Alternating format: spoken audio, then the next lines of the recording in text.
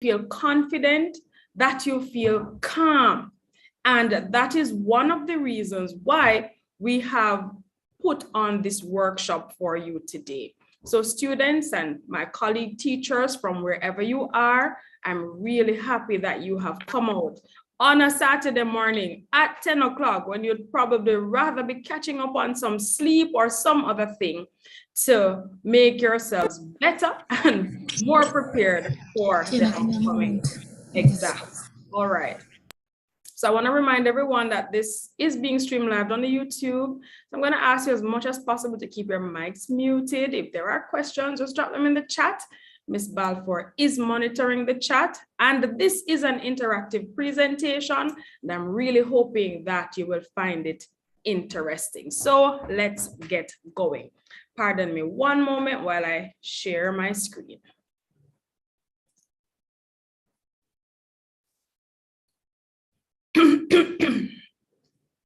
All right, is everyone seeing my screen?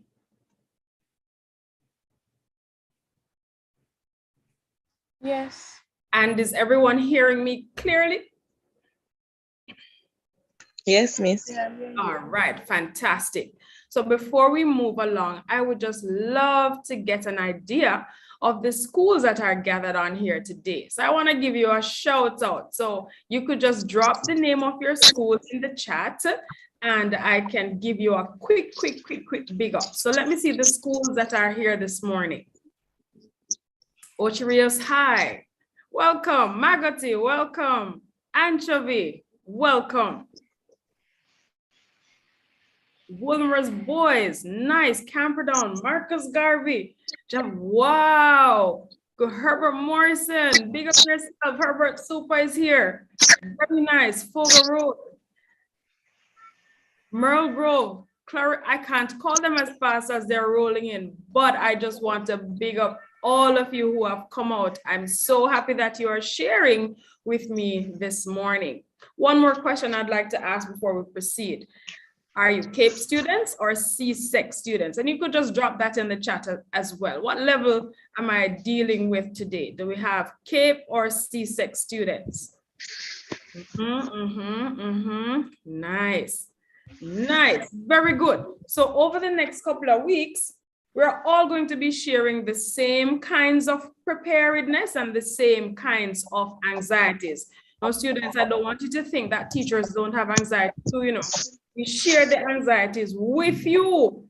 We are just as anxious, just as nervous, but we have devised strategies to turn that adrenaline into something productive. And I'm hoping that at the end of the day, you will also know how to do that. All right, so I have a quick poll for you.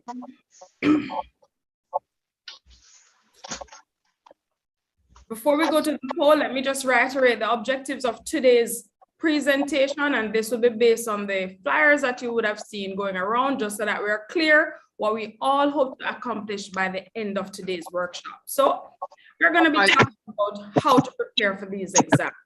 We're going to be talking about how to answer some of these questions efficiently.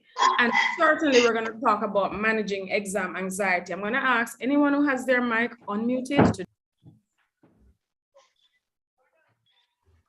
And remember now, guys, as much as possible, you're going to keep your mics muted.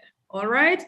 So this is going to be a workshop for students who are in humanities, but it's a general workshop as well. What do you know about the humanities subjects? We hear it all the time. These are reading subjects. So obviously, if these are reading subjects, your assessments are going to require a lot of what? A lot of writing, right? And so today we are going to talk about how to prepare for these writing tasks and how to manage these anxieties that we have. All right. Now on your devices, I want you to hop over real quick to slido.com and enter that text and that number, and you are going to do a quick poll. Now this poll is the easiest exam you will ever do. It's one question and all you are required to write is one word and you get full marks. Run on over to slido.com and enter the number on your screen, which is 874 747. The one question that you're going to answer for me this morning is this. Use one word to describe how you are feeling about your upcoming CSEC and CAPE examinations. And if there are teachers on here as well, feel free to put your responses in as well. Worried, wow. All right, so we're building a word cloud here. One word to describe how you are feeling about your upcoming CSEC and CAPE exams. Worried, anxious, anxiety, nervous.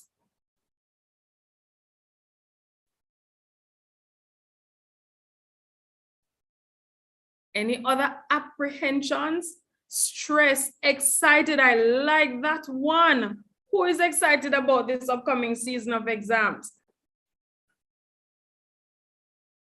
All right, I want to see some more responses. There are many of you on the call today. Just go to slido.com and enter 874747 and answer the question there. Unprepared, worried, overwhelmed. I'll take just a few more and then I'll move on to the next slide. I only see one excited. I wonder if I could see some more excited or if I could see some more prepared, frustrated. Oh my goodness. All right. Overwhelmed, anxious, uneasy. Wow. Stressed out. All right. Ready and not ready at the same time, and that's fine. All right, now students, what I want you to understand is this.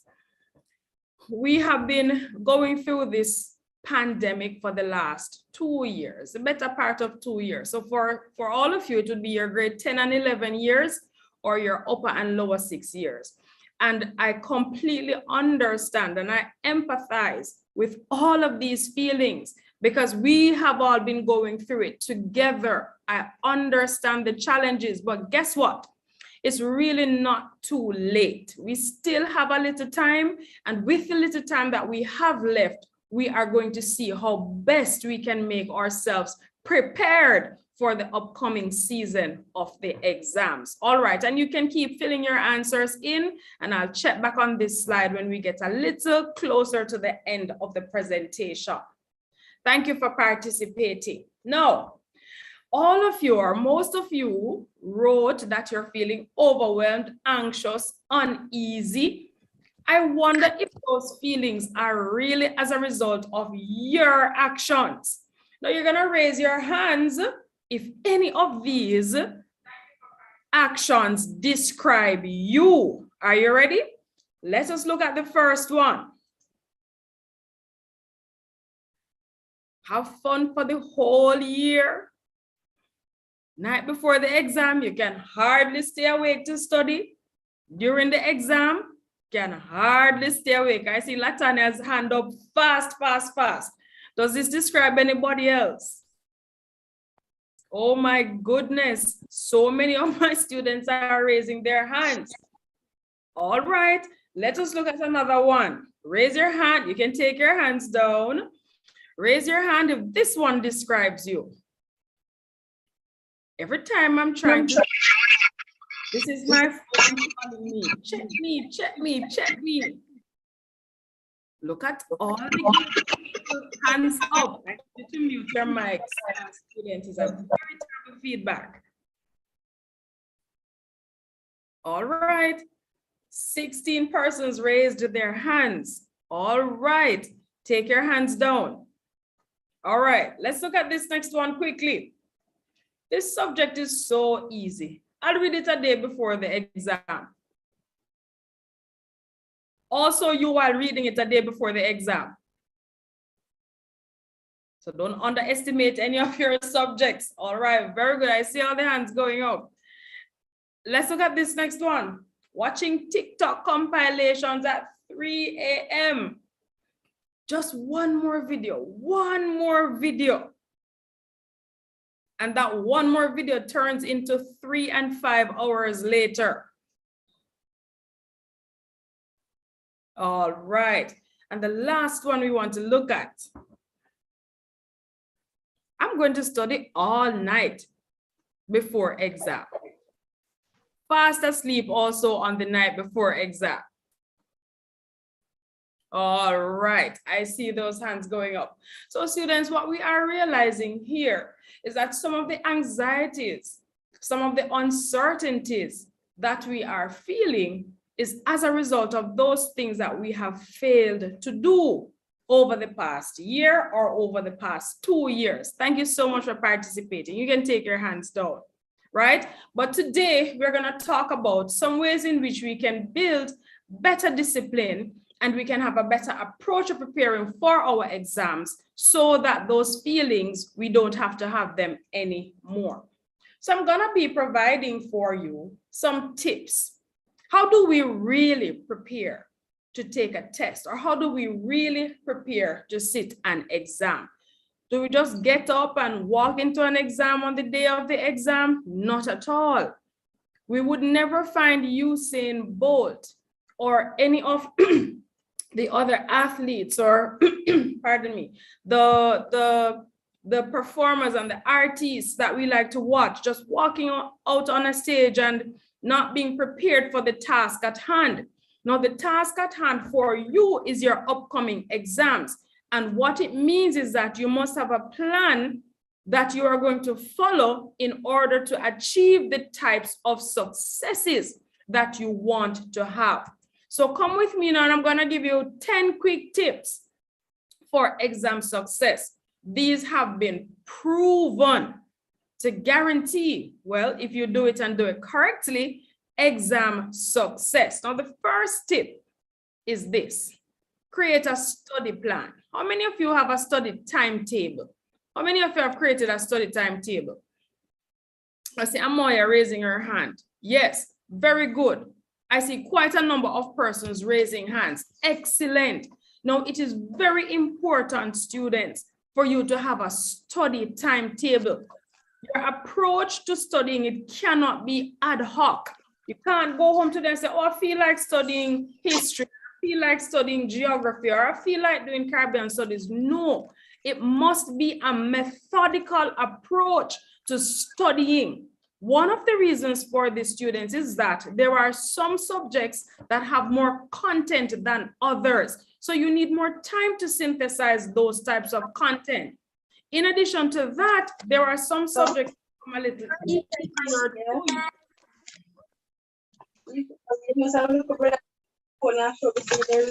All right, I'm going to ask the person speaking, just keep checking your devices, right? And keep them on mute, all right? Right, so there are some subjects that you might find that less easier than others. So it might mean you need to give more time to those areas that you find challenging.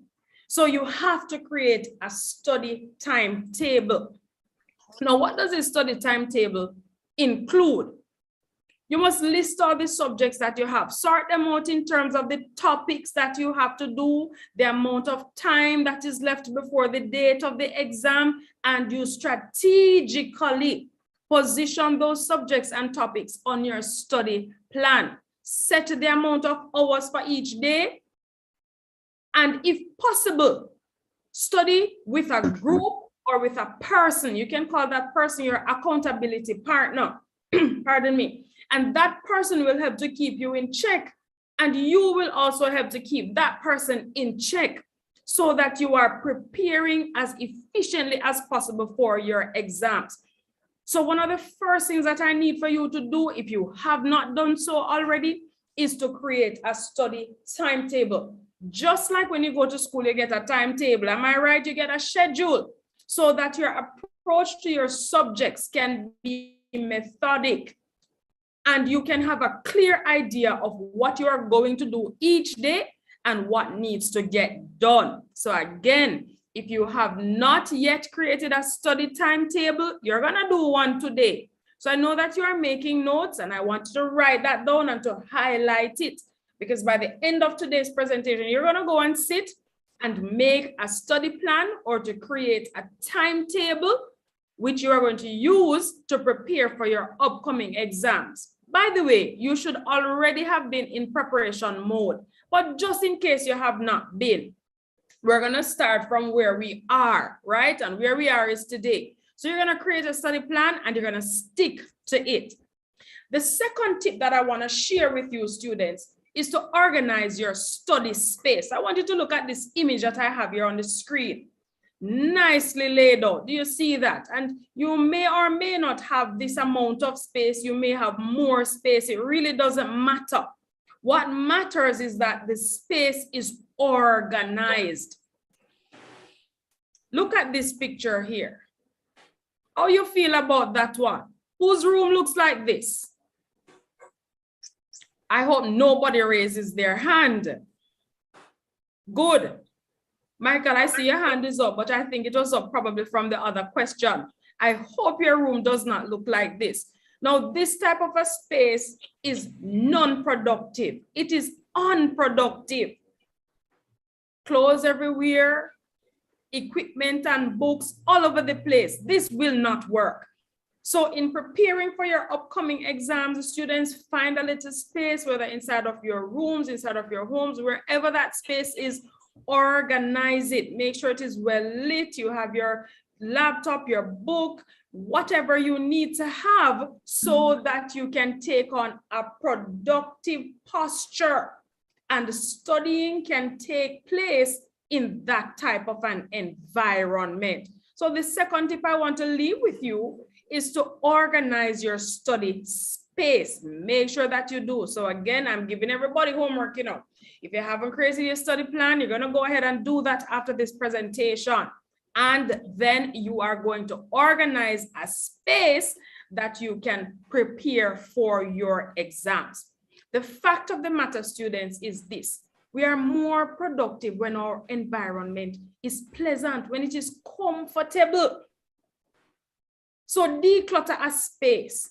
And within this space also, you need to turn off your mobile phones.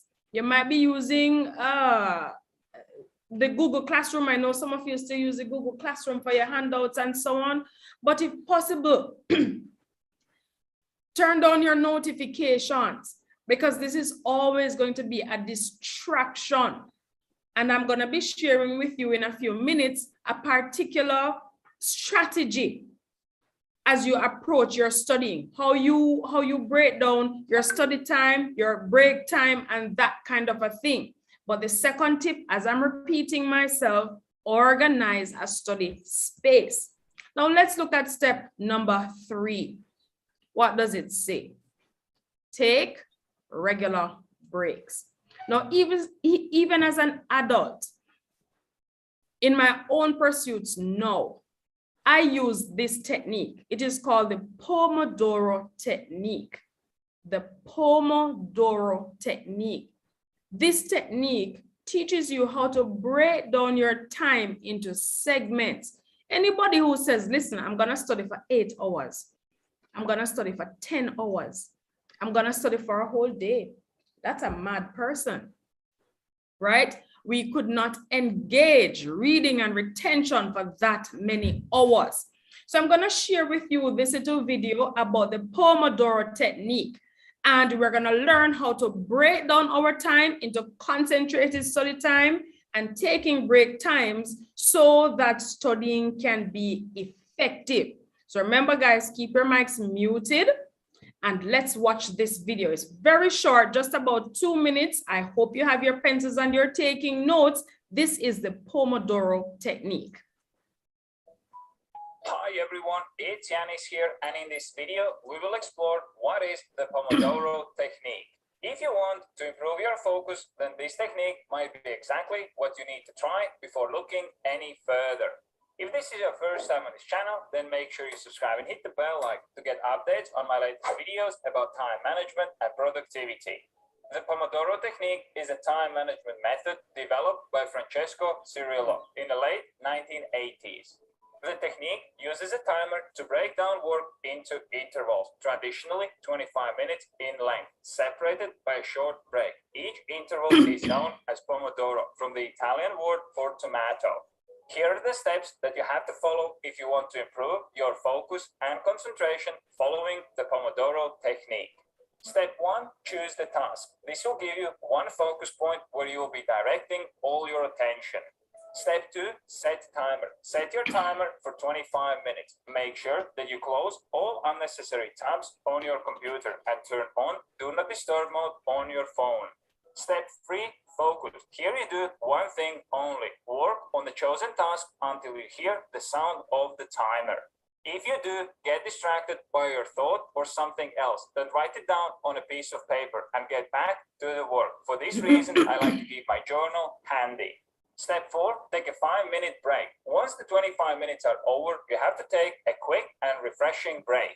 Step 5, repeat. After the break, repeat all the steps again to get another 25 minutes of focused work done. You repeat this process 4 times and then have a longer break of 20 minutes. And that is a whole process of using the Pomodoro technique to improve your focus and concentration.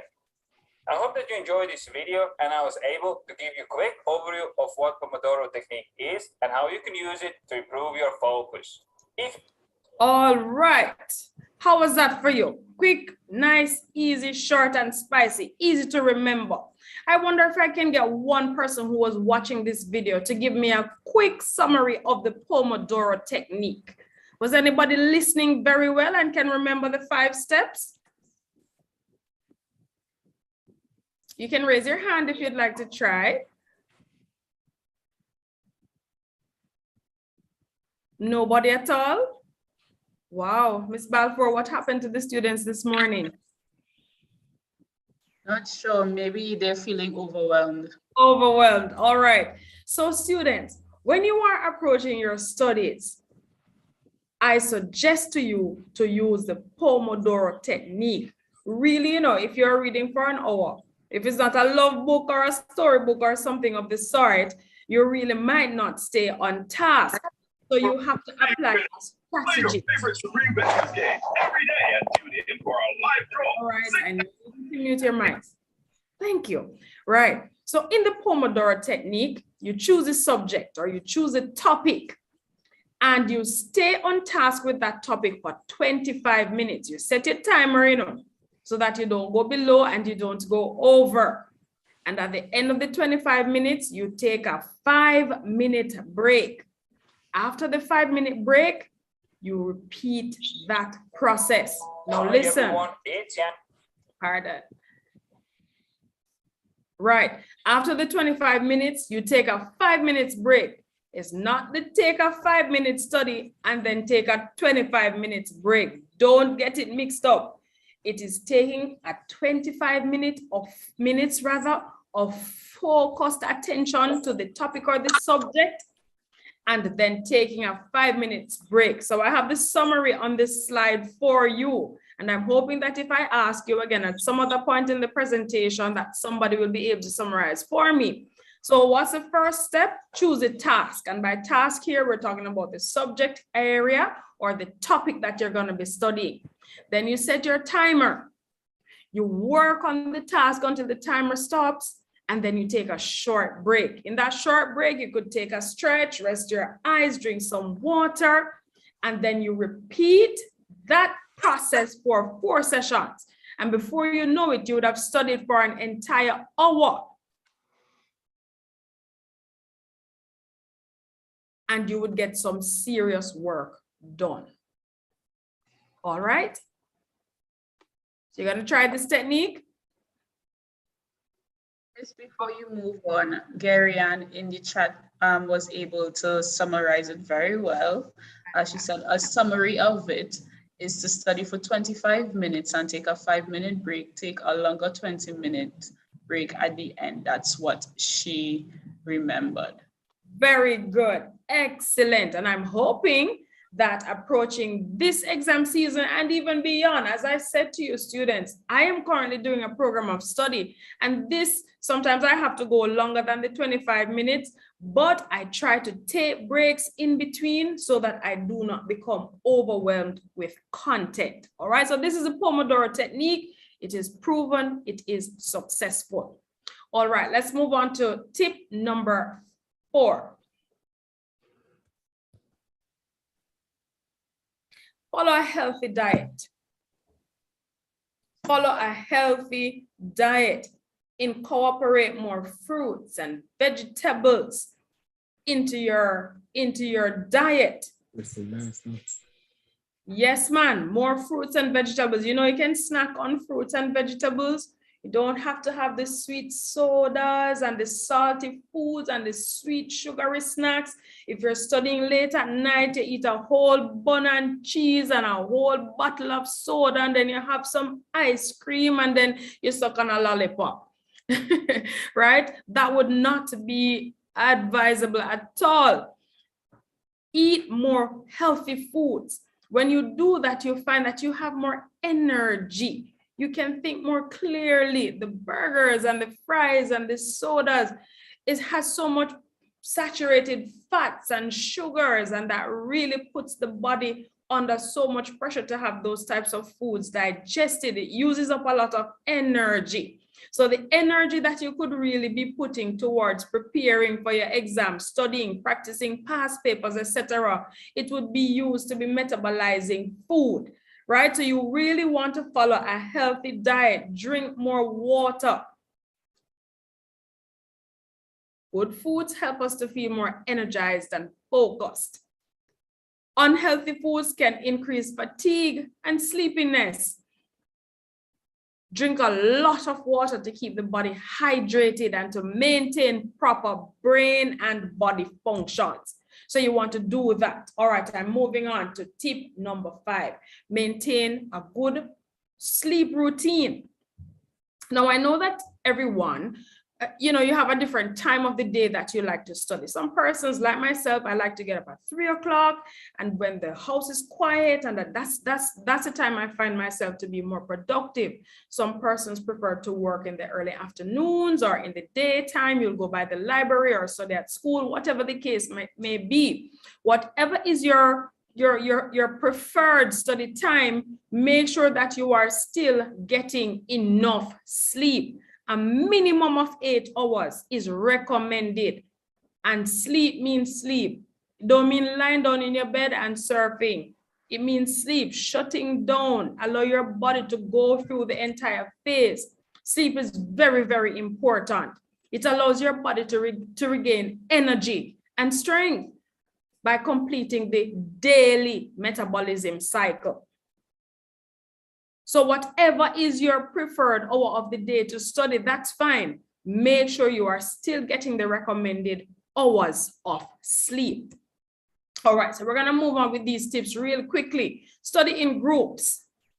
Now, you have to make sure that you choose good people to study with you in a group, because some people are leeches and time wasters.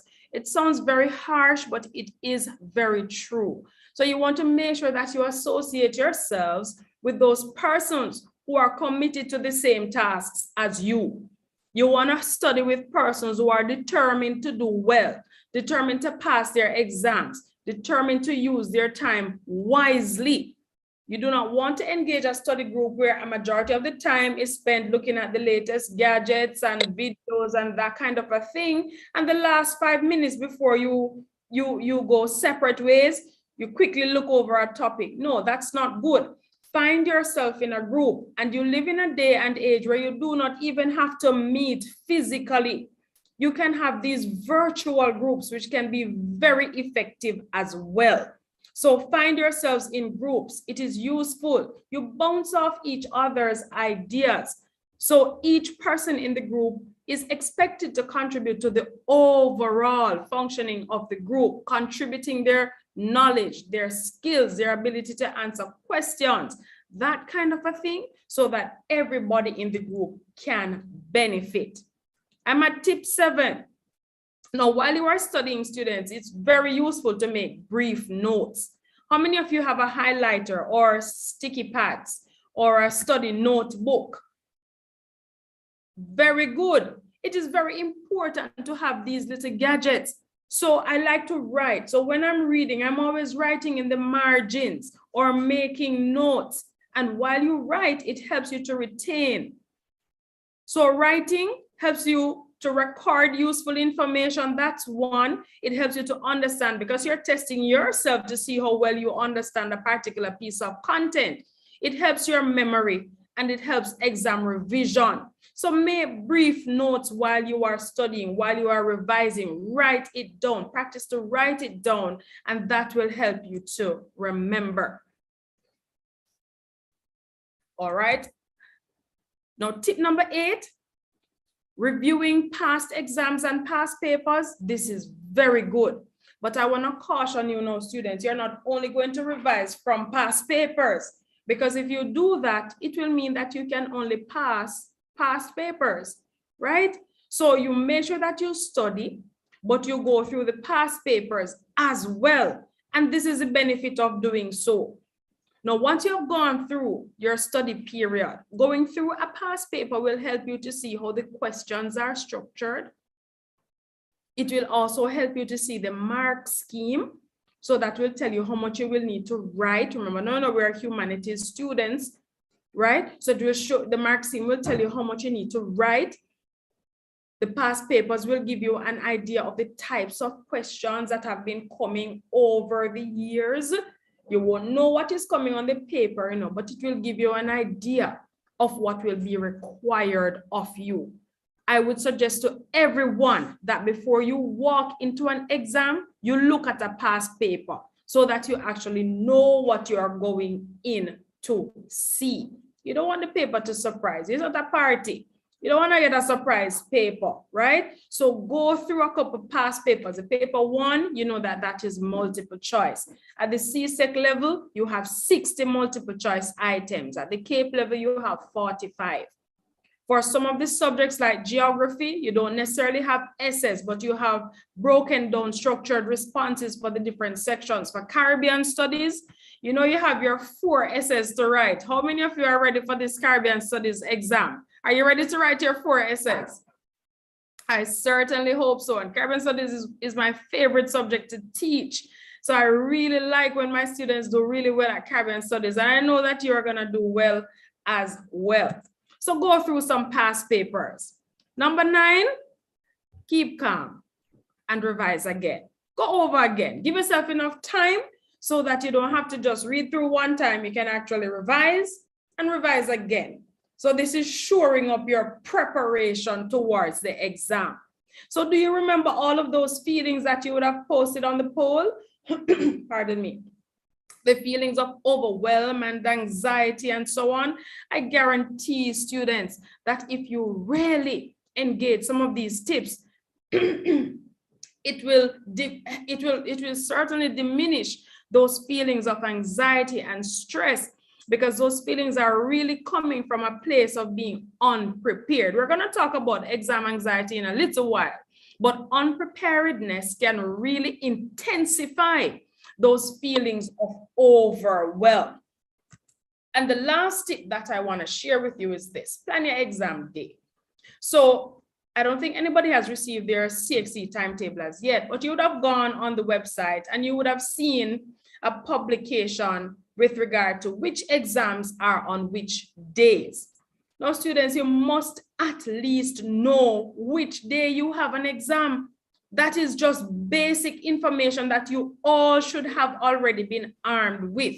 Galaxy 812, I see your hand is up. If it's a question, you can just drop it in the chat. Miss Balfour is monitoring the chat. All right, so everybody should by now know which exams are coming up on what day. So far, the CXC has not decided to roll back the dates of the exam.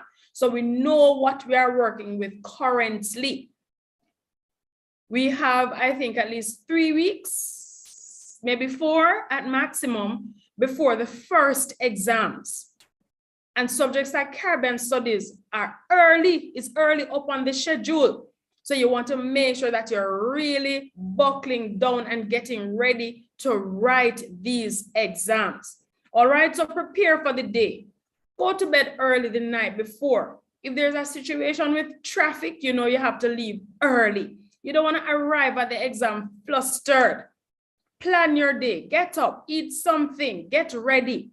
Arrive early. Make sure you have all of your equipment. If you're going to be using a calculator, make sure you have sufficient pens, that kind of a thing. If you need to walk with your ID, whatever the case may be, make sure that you are prepared for the exam. and travel with somebody who is confident. Stay away from the negative energy. You don't want to be around those persons on the day of your exam saying things like, Lord, me not study none at all. I'm not ready for this exam. Oh no, you want to be around persons who are going to bolster your confidence so you can walk into the exam feeling like this is something that you can actually accomplish. So these are my 10 time-proven tips, students, to prepare or for preparing for your exams. And as I said before, I guarantee you that if you engage these tips, all or most of them, that it will reduce some of these negative feelings that you are having towards your upcoming exams. Are there any questions so far? Yes, we have a question. Hattie W asks, is it unwise to discuss questions the day of the exam or speak about a particular topic right before it starts? Well, you know what it is? Personally, I do not like to postmortem exams. So when I've written an exam, that's it. I leave it there until the results come. It is quite fine prior to the exam. Maybe you and your study group or you and your accountability partner might just be highlighting points, reiterating points, that kind of a thing. But I would say to you, stay away from discussions where there are differing ideas, because that can completely throw you off for an exam. Don't get into a quarrel with anybody about what is right or what is wrong. Right? But as I said before, if you are revising points, so say, for example, let's pull out of the hat chemistry and you're going over your formulas, no problem, read them out. If you're talking about Caribbean studies and you're talking about regional integration and you're mentioning some of the integration efforts, or if it is geography and you're talking about solar radiation and the global, that kind of a thing, it's fine. But do not get into a debate with anyone about which answer might be right or which answer might be wrong. Focus on what you have set out to do. Keep your mind clear, get ready to write. Thank you so much for that question. Are there any other questions before I proceed? She's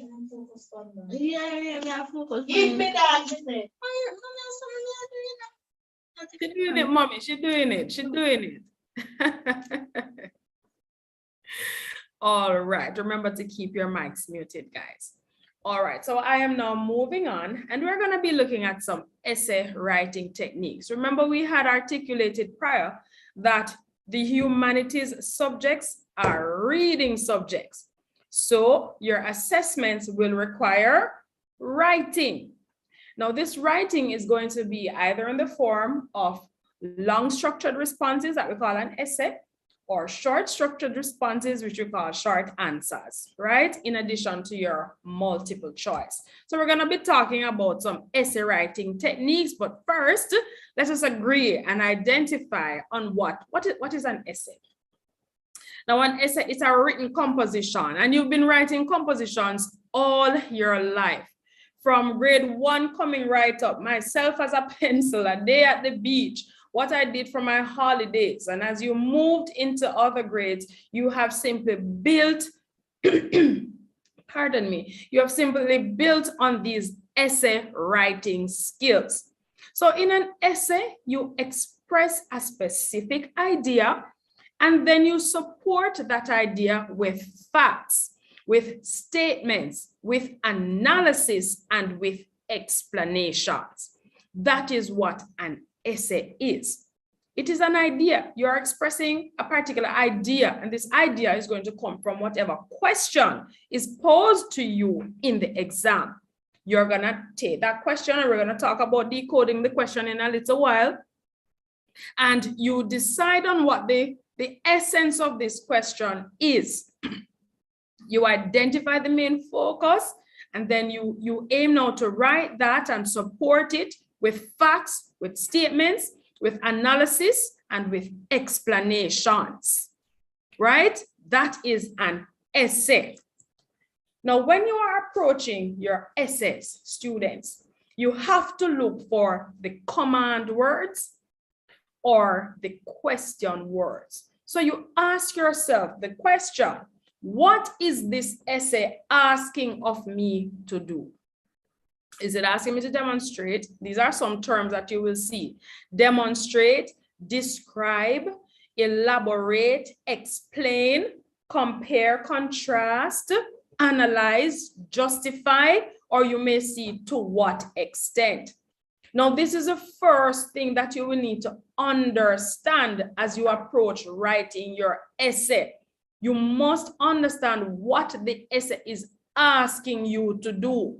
Let's take, for example, simple point. A question might ask you to list some items. You will simply itemize whatever you're listing, separated by a comma or a semicolon. Now, you obviously could not do that for an essay. And what I understand some of the challenges to be is that some students do not know the differences between demonstrate, describe, elaborate, explain, compare and contrast, analyze, justify, to what extent.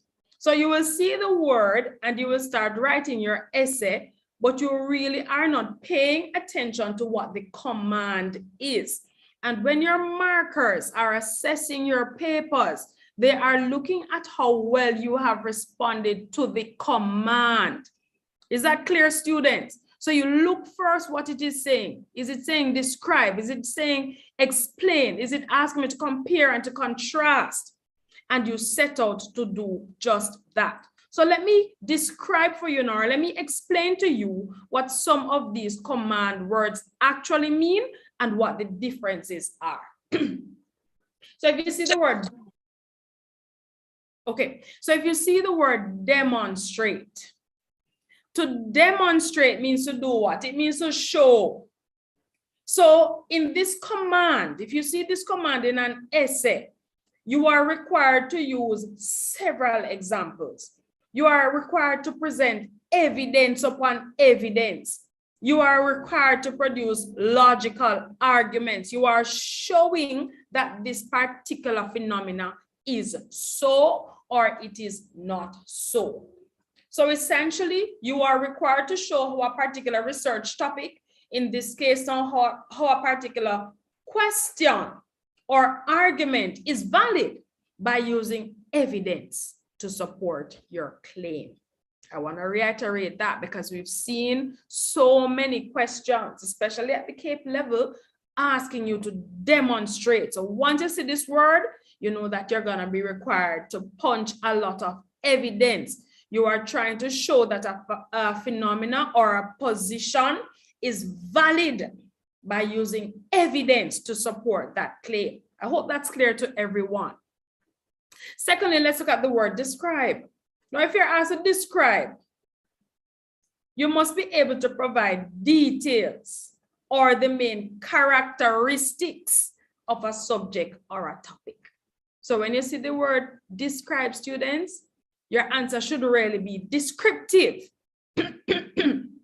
Right? So if I should hold up my mouse and I say describe this mouse, you are going to tell me what the mouse looks like. You're going to give me the characteristics of this mouse. You're going to describe it. So if in your essay question, your command word is to describe, that is what you are going to do. I hope I'm being very clear and I hope you're taking your little notes. Let's look at two other words here. Elaborate, and I get to understand that some students are afraid of this word elaborate, but no need to be. Elaborating is simple.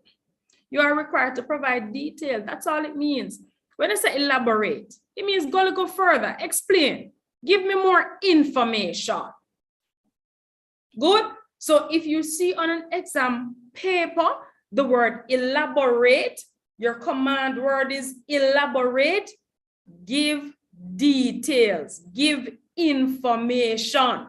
You must show that you have read, you have studied. So sometimes in sociology, you will see this word a lot because sociology requires of you to utilize perspectives to respond to questions. So you have to show that you know the perspectives and you can apply these perspectives to whatever phenomena the question might be alluding to. So wherever you see the word elaborate, students, you're gonna give information. You're gonna give detailed information. You have to show that you know it. You have to talk about it, right? Like you are the inventor of it. Put it that way. All right. Now the next terminology or the next command. All right. The next command word that we want to look at here is the word explain. Now, if you see a command word in a sentence, or sorry, in a question that asks you to explain, this is what you're gonna do. You're gonna pretend like the person marking your paper knows absolutely nothing about this subject. So you are going to give as much details as possible. You're gonna give definitions. You're gonna use the jargons. And you know what a jargon is. It's those terms that are specific to subject areas, right? So you're gonna write as if you are speaking to a novice. Bear in mind, those students, your assessors are far from being novices, but I'm explaining to you what you would do if you are asked to explain. Give information, clarify it down to a T, right? As if you are explaining to a person who knows nothing at all about the subject matter. So you must remember two things when you are explaining. Provide as much detail as possible and give definitions. So when your assessors are marking, that's what they're looking for. They're looking for details and how you clarify important terms that relate to that particular subject or that particular topic. Is that clear to everyone so far? Can you just give me a thumbs up on the screen if this is very clear to you? All right, very good. All right, so let's keep going. And the last one now, some persons are very afraid of this one. To what extent, right? And this, we find this a lot also in the CAPE subjects and social studies too. To what extent? You're being asked to demonstrate to what extent. Now, in essence, when you see this command, to what extent, it is asking how far you agree with a proposition. How far you agree. So what you would be required to do in an essay of this nature now is to consider or to put forward both sides of the argument. So you're going to present contrasting pieces of evidence, right? And then you go on to show how a particular set of evidence is more valid in support of your answer. So when you see to what extent, you cannot write this essay as if you are describing. Oh no, you must consider both sides of an argument. For example, you might look at the pros and the cons. You might do a little comparison or contrasting. And then you go ahead now to demonstrate how the information supporting one side of the argument makes the response is more valid in supporting the answer for the question. So to what extent? It is saying how far you agree with something. I'm repeating myself by saying that. So you put forward both sides and then say why, whichever side is more valid. All right, I hope that is very clear to everyone. So let us look now at a sample question and let us see how we would decode this particular question. This is what it says. Elaborate on the ways in which the tourist industry has helped to shape the patterns of behavior within Caribbean communities. Elaborate on the ways in which the tourist industry has helped to shape the patterns of behavior within Caribbean communities. Now, what is your command word here? Who is going to tell me? What is the command word here? Elaborate. Elaborate. Is elaborate. Do you remember what we do when we elaborate? Remember what needs to be done? Miss, we'll go into detail. Give further details. Very good. Excellent. You're going to give details. So that's your command set into motion. Now, what are you going to give details on? In order to assess what you're going to give details on, you must look for the variables in the question. The variables.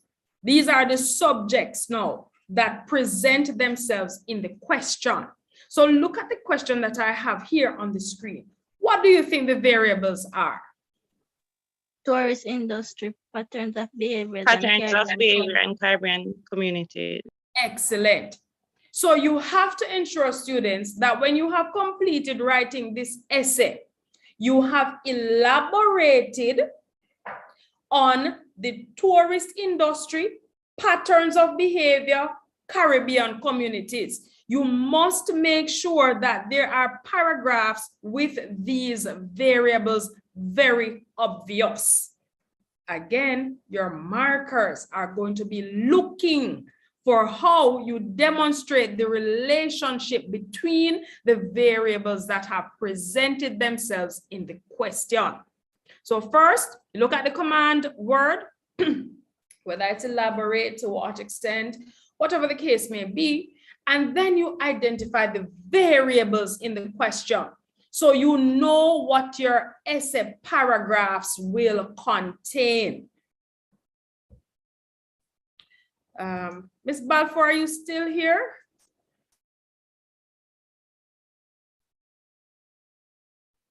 Yes, I am. Yes, okay, I am. Okay. I was wondering if we lost you there. All right, there were some persons in the waiting room, but I've gone ahead and admitted that. Okay, let me just get back to where I was. Right. So as I said before, identify your command word, and this is for all of your essays right across the subject matter. You identify a command word, and then you identify the variables in the question, and you show the relationships there. Now you are ready to write your essay. I suggest that you make a quick outline in the margin of your paper. I always write an outline, and there are many benefits to writing an outline. Because how the human brain works, you might start with a particular train of thought, students, and then you get carried away. And you find that the essay starts at point A and ends at point Z, not even B, but Z, right? So you want to make sure that you write an outline so you keep your thoughts focused on the command as well as the variables that you are expected to write on. Now, some essays are worth 20 marks, some 25, some 30. Whatever your essay is rated, or whatever is the marks for the essay, your essay must have a particular outline, right? So you introduce. You must have an introduction, and you can choose to do your introduction in any creative way. You can write a quote. You could use a line from a song. You can use maybe an item of news or something a reporter said, whatever the case may be. In your introduction, you have a catchphrase or something that will make the reader want to go further into your essay. So make your introduction punch, give it a punch. Make it interesting. Don't just start and go into the variables and stuff like that. No, in your introduction, you might want to clarify your understanding of what you're being asked to do, and to also explain the particular sequencing of the points in your essay. Now, you must make sure that you have a minimum of 3 paragraphs, and that's the bare minimum. Like beer. Huh? For it to be even considered a paragraph. All right, Mr. Mike, for me, guys, you must have a minimum of 3. I don't tell students a minimum of 3. They have to have a minimum of 5 or 6. That's what makes a good essay. And I'm not talking about points, I'm talking about paragraphs. So you must have your arguments ready. And we really like to organize our arguments as one per paragraph. But we are well aware that each point requires more than one paragraph, right? So you have your introduction, you have your arguments, and certainly you have your conclusion. Now I want to tell you something about the conclusion. Many times when students write a conclusion, they choose to do a summary of what the entire essay is about. But that is not all that the conclusion is. In addition to giving your summary statements, you take a position. You conclude with a position on the topic or the question that you have been asked to write. So don't just summarize what you have written before. It's not a summary, it's a conclusion. So in addition to the concluding summarized statements, you take a position so that at the end of it, the reader or the assessor is very clear what your position concerning this essay is. Is that clear? All right, we're coming down nicely. Now, a properly constructed paragraph, and let me say that an essay has a number of paragraphs, and I know you know that already. Now, I like to tell my students that a properly constructed paragraph is like a meal plan, and the word meal is an acronym. M stands for main idea, E stands for evidence, A stands for analysis, and L stands for the word link. So when you have written a paragraph, you must see the main idea, you must see the evidence, you must analyze the evidence, and then you must make a link. Either this link is going to be a transitionary sentence, or a link back to the thesis, or a link back to the main idea. That's how you construct a paragraph. It's not just any random 2 or 3 or 4 or 6 sentences. You start with a topic sentence that is your main idea. You support your main idea with evidence. Then you analyze, and then you make a link. So a properly constructed paragraph, and I want you to remember this as you go into your exams and you are constructing your paragraphs. By the way, students, your essay cannot be one long paragraph. You get marks for things like paragraphing, for grammar, for sentence construction. So you really do want to pay attention to these little things, because these little things can help to give you marks. How am I doing with time, Miss Balfour? All right. Right on time, right on time. Coming down nicely, all right? So a properly constructed paragraph is a meal plan. Meal is an acronym for the actions, or for main idea, for evidence, for analysis, and linkage. So every paragraph should have this particular component. Now here is a sample paragraph. Well, I already told you this already, so I'll just give you a minute to read it from the screen while I sip some water.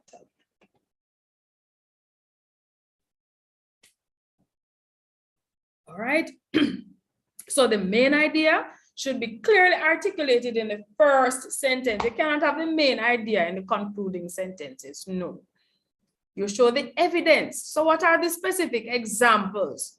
Or what types of quotations can you use to support your main idea? Then you analyze, because this is where you are now inputting your own intellect, your own intelligence. You are demonstrating that you understand what you are writing about by giving an analysis. So you show how the evidence supports the main idea. You establish your position here. And then you make a link to the main topic. Or as I said, L, you can link to the next point, so you can make a transitionary sentence. So this is what your paragraph should look like. I'm going to put on the board, on the screen for you, a sample paragraph. And I want you to read it through and see if you can identify the different sections of the meal plan. And this is a history response. Well, I've already given you the answer on the side here, but this is a perfect example of a properly constructed paragraph. So let's look at it. And this is history. What's the main point here?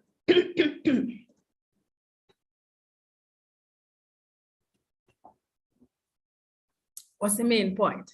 So the colonists were primarily angry about taxation because they didn't have representation in the parliament. That's the main point. Here's the evidence now. They were angry when the Stamp Act was passed because they now had to pay taxes for legal documents. Here the analysis now. Acts like the Stamp Act show the colonists that they were not being treated like British citizens. Those in Britain may be upset about taxation. However, at least they had representatives in the British government. Taxation alone did not cause the colonists to protest. That's your analysis, you know, and the analysis part of the paragraph carries a lot of weighting. And then your lead out sentence is this. Instead, taxation without representation was what made them most likely to write petitions or to boycott British goods. So you see that link being made back to the main sentence? That is the L part of the meal plan. So you make sure that your paragraph looks like a meal. There's a main idea. There's evidence to support that main idea. You analyze that evidence, and then you make a link now back to your main idea. Think you can do that? I'm sure you will be able to. All right, let us move on. Now, in your essay writing, students, you find that sometimes there is not enough variations in the transitional words or the segue words into your paragraphs and sentences. You do not want to have and, or maybe use the word then, or you might use the word or, right? You have a particular set of vocabulary that you can use in your essays that will really take your essays up a notch. So if you're adding points, let's look at the first section here. These are some terms that you can use. You can say in addition, similarly, likewise, as well as furthermore, moreover, not only, but. You get what I'm saying, students? Or if you're making a sequence, you can use firstly, secondly, that kind of a thing. But you could also write things like at this point, or you could say following this point, or in the final stage, or the final reason being, right? I'm encouraging you to make use of additional vocabulary in your essay writing.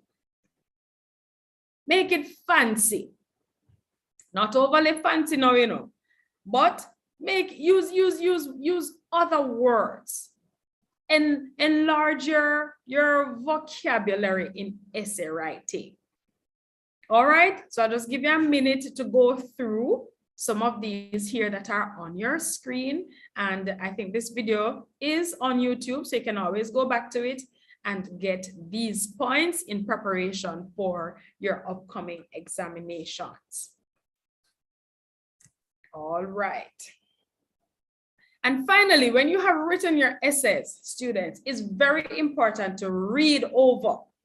Do not move on to the next question before you read over. This will ensure that you have inputted all the points that you want to have there. You're checking for spelling and for grammar. Maybe your sentence construction. You want to also make sure that the meal plan is evident, right? So make sure to read over your essays. Don't just move on. Make sure to review what you have written. And in so doing, you might just be giving yourself the opportunity to get to make the difference between a distinction and a credit pass, right? So read over your essays. All right. Are there any questions on this section that we just completed? Writing essay or essay writing techniques. Any questions before I move on to the final segment of this presentation?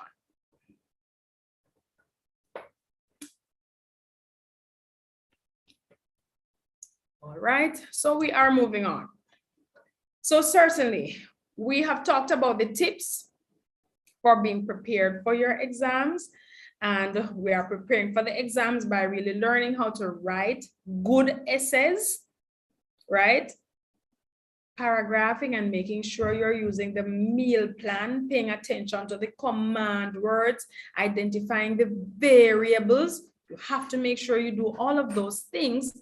And certainly we want to be in a position where we are managing the anxieties that come along with preparing for any major task, because we have many tests. Exams is just one kind of test, right? We might have other responsibilities, whether at home, at school, at church, within our communities, that give us that anxiety.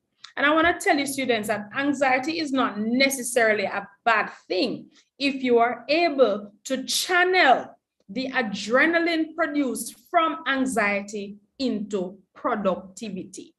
So it's when you feel a little anxious about the exam, don't go lie down and sleep, Let that anxiety drive you into going and doing some more study. Let that anxiety drive you into going and finding out more information or making a plan. So convert that adrenaline into productive energy. Use it wisely.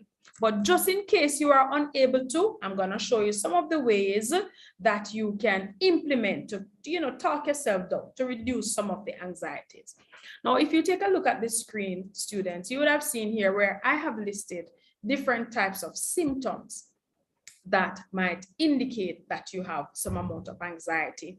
There are cognitive symptoms, those that you think about. There are emotional symptoms, those that you feel, and there are physical symptoms. Those are physical bodily responses to anxiety. So can you do any of you have these cognitive symptoms, like you're overthinking, you're blanking out? I hear my students say sometimes, Miss, I just blank out in the exam. No, we don't want that to happen. Negative thinking, comparing yourself to others, saying, oh, so I want to always get 90 or 80. I don't think I'm going to get that. Those kinds of things, those negative self-talk, that could be as a result of anxiety. What about emotional symptoms like anger and fear and guilt, feeling helpless, feeling ashamed or disappointed?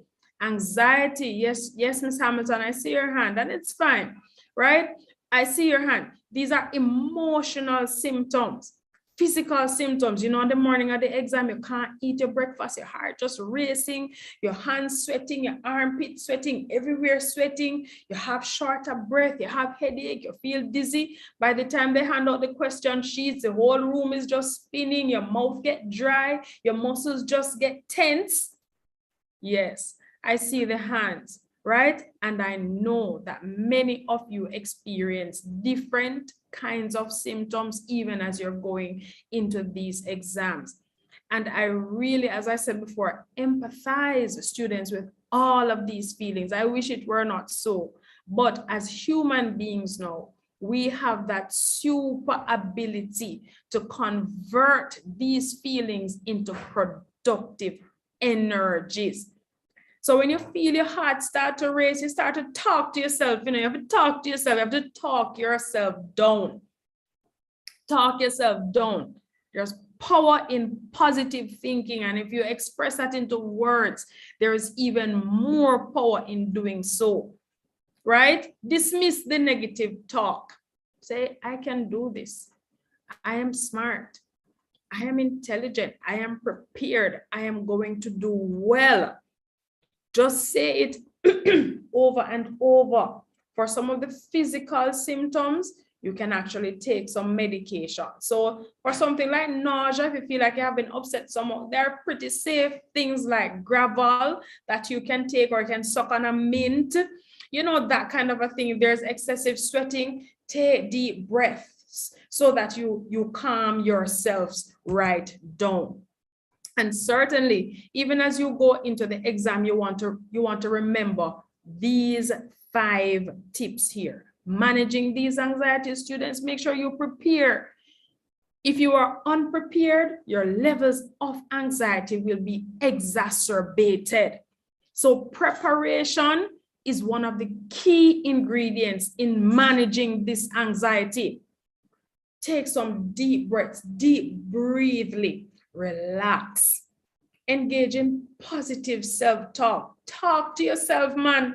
Nobody will think you're mad. And even if they do, who cares, right? Remain calm.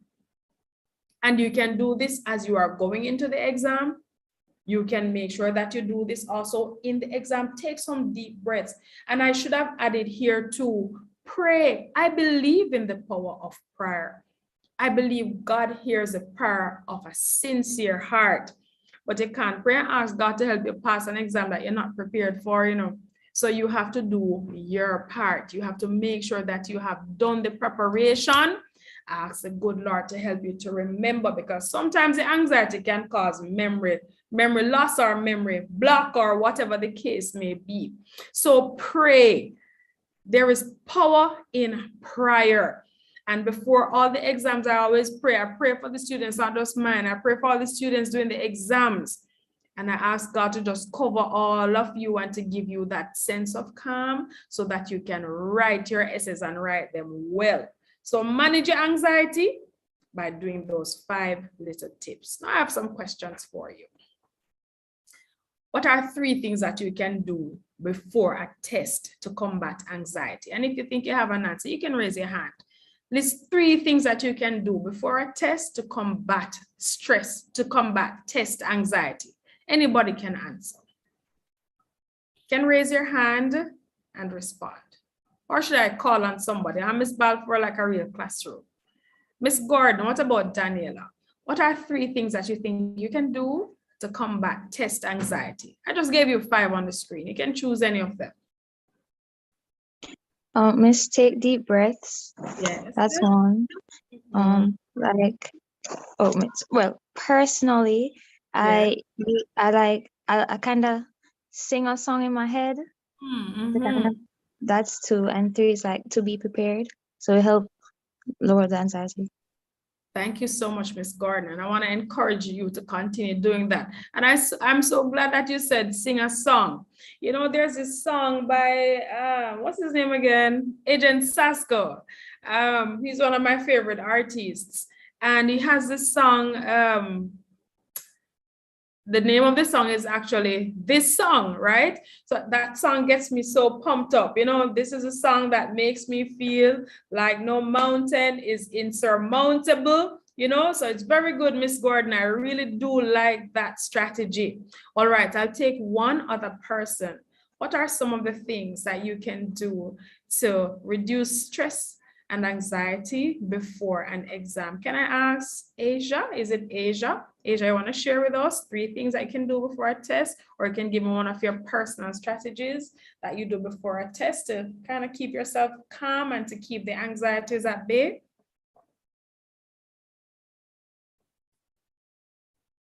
Asia? All right. Is there anybody who would like to participate? Okay. All right. And the last question I have here, what are 3 things that you can... Hold on. Hattie W says in the chat, do a bit of physical exercise before the exam if you can. Yes. Martin says drink some water. Galaxy A12 says sing a song. Kelissa Mendez says pray first. Don't know if we have any more, but that's what we have so far. Thank you so much. And I like that part about the physical exercise. You know, exercise produces that serotonin or that feel-good hormone. So it's very good. And drinking your water. And there's a popular song now, right? Drink your water and mind your business. Drink water and study for your exams, okay? Very good responses. And of course, during the exam, you can also take deep breaths. You can meditate on a positive thought.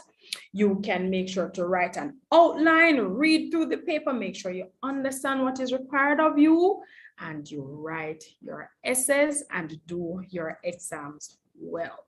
Now, as you go into this exam period, students, and as you are preparing, I would just like to encourage all of you with this quote, and it says, don't study until you get it right. Don't study a topic or a subject until you get it right.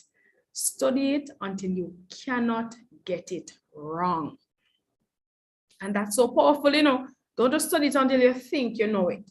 Study until you know it. Don't study until you get it right. Study until you cannot get it wrong. Ladies and gentlemen. Miss, before you close, there was one more question. Someone said, I think they direct message you. They said, I sent a question on the essay writing. Can you please ask Ms. Reid to reply? Okay, I wasn't monitoring the chat. So can that person just post the question again so it's a little nearer in the thread? I'm so sorry, I wasn't monitoring the chat. Ms. Balfour is monitoring for us. That's fine. I think they sent it directly to you. Oh, hold on. Okay, question. If you break down one point into 2 paragraphs, how do you make it right? And this is a very good question, Ms. Paul. Remember when I gave you, okay, let me go back to it, those vocabulary that you can use while writing your essay? You can try that. In addition to that, in your introduction, wow, have I gone too far? Yes, I have. So sorry, right. In addition to that, in your introduction, you can outline what it is that you are going to be doing in your essay, right? Remember that your assessors are pretty smart, you know. We've been marking these essays for many, many years. So make sure that your introduction, you know, kind of alludes to what you are going to do. And when you've concluded one paragraph, you can use a segue or a transitioning sentence to indicate that this is a furtherance of the point that was made previously. I hope that answers your question, Ms. Paul.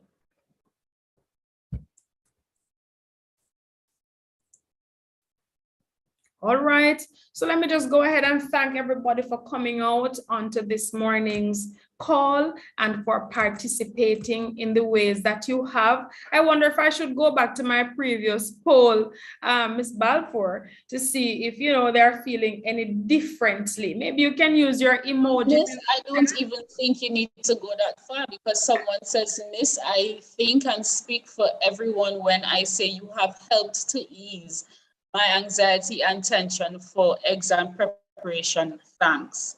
And I just want to, hold on, I just want to say one last thing. For those of you who joined us late, or if you want to review anything that was said, our YouTube channel is National Museum Jamaica. I am typing it in the chat. And it should be the very first video that you see once you go on our channel. And you'll be able to watch it at your leisure and review as many times as you like. So, Miss, I don't know if you have anything closing to say before I close. So this would have been the screen, the slide on the screen is really my closing comment and encouragement to my students, because you really are all my students, right? That you really put the effort in. And Ms. Balfour, you know what it is? I would really like to commend these students. We have been going through the pandemic, as I've said before, and many of you have been so resilient. You have been going to your online classes. We are back in the physical space. You've been going to classes. You've been doing your assignments. You've been reading your notes. You've been doing your research, completing your SBAs. I personally am proud of all of you and the level of resilience that you have shown. And I really am hoping that you will get the best results as you go into this period of exams, and I am praying for you, and I hope you're praying for yourselves too. I encourage all the mommies and the daddies, you know, give them the encouragement, just give them that support that they need so that they can really excel in the ways that they are capable of. So thanks for having me, Ms. Balfour, and thank you, students, for having participated so well. I really do wish for all of you the very, very best. Miss, let me say before we all go, just reminding everybody, our YouTube channel is National Museum Jamaica. It is in the chat. I apologize for all of the noise if you can hear my background. I am located on Sam Sharp's Square, and it's a very, very place to be, especially on a Saturday. But Miss, thank you so much for such a fantastic session. I mean, I wrote CSEC and CAPE many, many moons ago, but it's nice to have a refresher, you know, at university level. And I want to say, you know, thank you to everybody who joined us from across the island of Jamaica. And I know we had quite a few students from Trinidad and Tobago as well. So I appreciate you guys logging on. And I really wish you guys all the best in your exams. And please feel free, do not hesitate to go back on the YouTube channel and watch this video as many times, because there were a lot of good pointers, you know. Oh, and St. Kitts and Nevis, welcome. You know, so thank you guys so much. And, you know, we have a lot, especially for those of you who might do Caribbean studies and history. If you, I don't know if you guys are on Facebook or if that's an older generation thing, but we are on Instagram and we have quite a bit of information, very, very, very good historical information. Unfortunately, no, not this year. We won't be doing, you know, National Museum West, we won't be doing any other sessions for, you know, CSEC and CAPE, but our sister museum more than likely may have sessions. So I'm gonna ask you guys to please follow us on Instagram. That's where we put all of our updates. So if you guys are interested, sometimes we have for math, we have for science subjects, we have for geography, it just depends. Normally we do it a little bit closer to exams. So if you guys would follow us at National Museum West on Instagram, all of our updates go there. If you would like, you can put your email address in the chat and I will copy it. And I normally send out a blast whenever we are having events. That will also be very helpful to you. Yeah. And again, thank you guys so much for being here, and all the best in your exams.